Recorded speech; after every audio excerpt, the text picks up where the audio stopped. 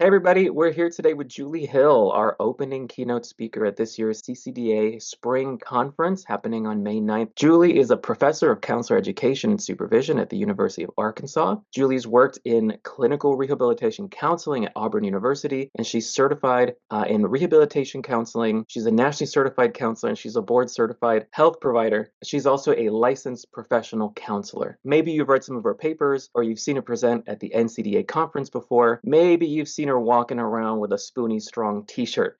Julie, thanks for being here. It's my pleasure to introduce you to the Greater California Career Development Association members. So we'll have an opportunity to chat all about your work, but before we get started, tell us about your keynote. It's titled Save Our Spoons, Career Counseling for Clients with Chronic Illness.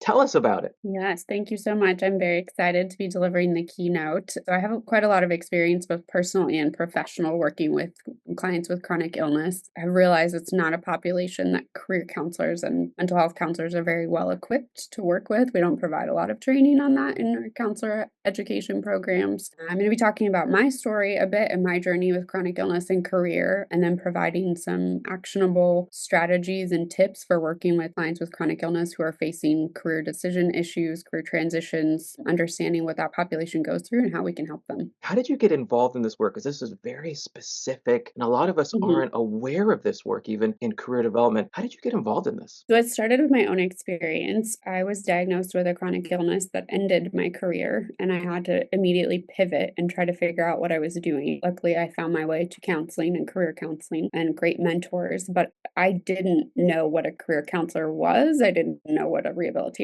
counselor was. I didn't know what resources were out there for me. And then as I was going through my master's program, I realized who I wanted to work with. And so I did a master's thesis on adolescents with chronic illness, worked in the field for a little bit, and then realized that there were bigger problems that I wanted to solve. And so I went and got my PhD and did my dissertation on career transitions caused by chronic illness and using career construction theory and interviewing as an intervention. And then since I've been out of the PhD program, I've really focused a lot of my research on the issues faced by individuals with chronic illness, especially as it concerns to mental health, quality of life, coping, and careers wrapped up in all of that. We can't really separate career from other life implications of chronic illness. There's a lot of ways that that's impacted by living with a chronic illness. And again, people don't know we people don't know we exist all the time as career counselors or that we're available to help them. And so a lot of what I do is trying to help practitioners Yeah. figure out how to work with this population better. Yeah, and that fits perfectly into the theme of this conference. So I'm really glad that you're going to be sharing your story and sharing your expertise with us. So one of the things about you is this Spoonie Strong name, and Mhm. even the title of your presentation has to do with spoons. So I'm assuming the spoon is a metaphor.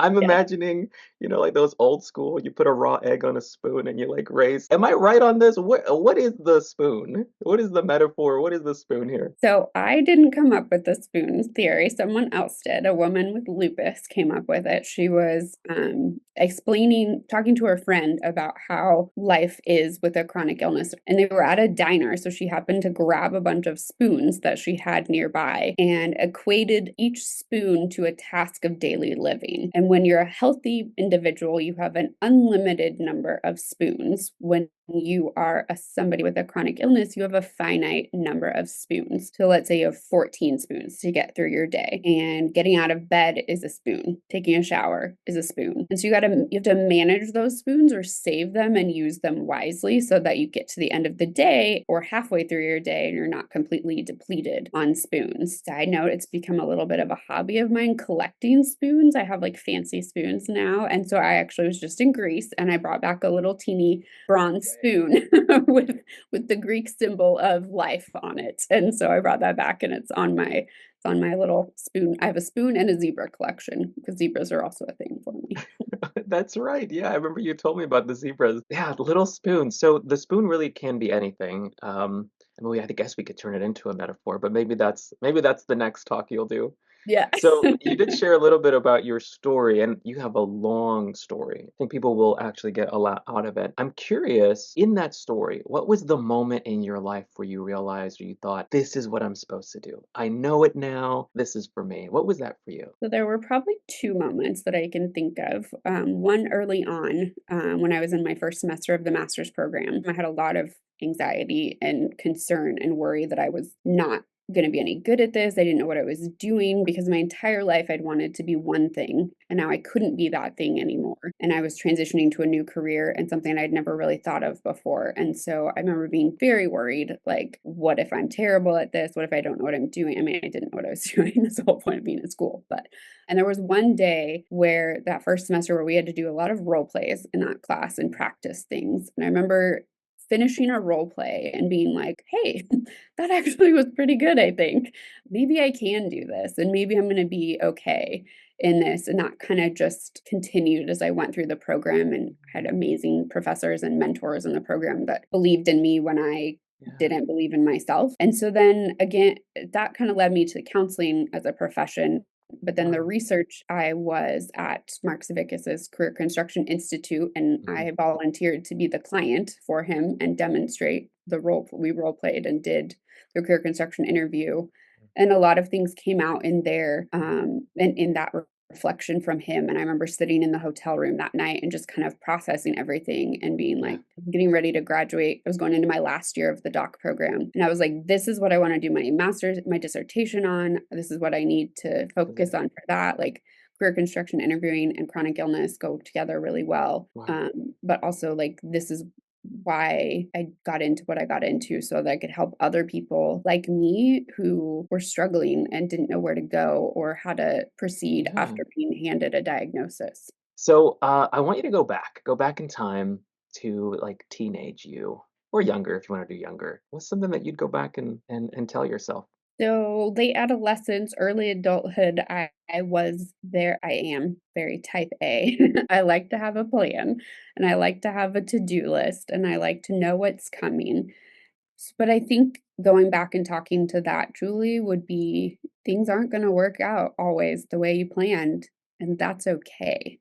And Like that's it's okay. going to be okay. Might be a little rough in there for a while, but it's okay if things don't go according to plan. You'll figure it out and find something just as good or maybe even better than what you had planned.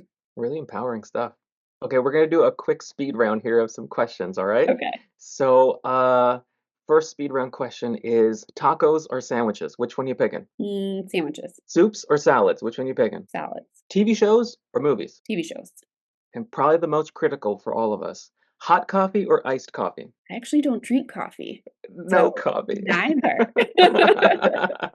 So next time you see Julie at a conference, you know to get her no coffee, right? What was it? Sandwiches? Was it soups or was it salads? Salads. Salads. Okay, now we know what to do for a lunch with Julie. All right. So let's wrap things up here. I'm curious about what you're currently reading, what you're currently learning. This can be podcasts, this can be, lectures, this can be books, whatever it is. What are you learning right now, and how can we learn along with you? So I'll give you a couple podcasts. I'm listening to We Can Do Hard Things by Glennon Doyle. And she and her sister and her wife have a podcast where they just talk about different hard things from sexuality to menopause to dealing with family to grief. Like they just talk about a ton of really of stuff that's hard and how do you navigate that. And I really like that because it's not necessarily like a counselor podcast, but Mhm. they are just talking about how life can be hard and how we can get through that stuff. And I actually have that written on my mirror at home. We can do hard things. I said I can do hard things, but I have that written there. Mhm. And then I just got this book yesterday. It's called Pedagogy of the Oppressed.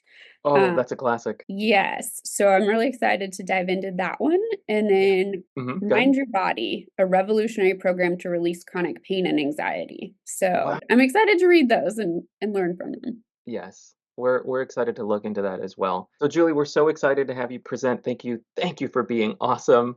For those of you that stuck around to the end, registration for the California Career Development Association conference happening May 9th. That registration is going to be in the description of this video. Julie's going to start us off with an opening keynote titled Save Our Spoons, Career Counseling for Clients with Chronic Illness. If you'd like to register, look in the description. We'll see you there. Thanks, Julie. Thank you.